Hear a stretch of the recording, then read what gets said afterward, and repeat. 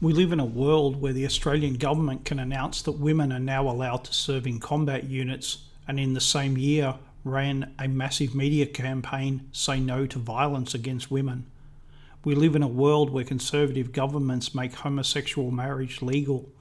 We live in a world where most of those who vote to save the natural environment live the furthest away from it. We live in a world where those who most support multiculturalism live the furthest away from actual immigrants. We live in a world where we are constantly told everyone is equal, but that women and minorities need special laws to protect them. We live in a world where we are told the best way to get out of debt is to spend money. We live in a world where marriage is discouraged, and then people wonder about why there's so much loneliness.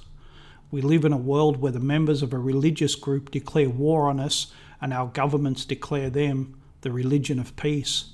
We live in a world where police are warned off arresting lawbreakers if too many of them come from the same minority.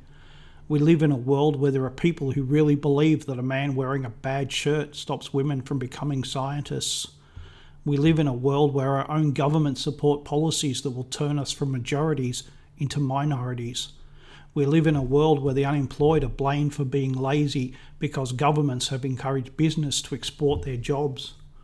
We live in a world where our representatives in Parliament don't represent us.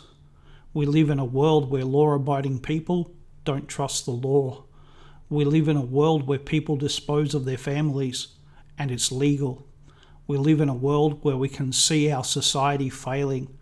We live in a world where we can see our entire civilization failing. We live in a world where things have gone so wrong, even satire is dead.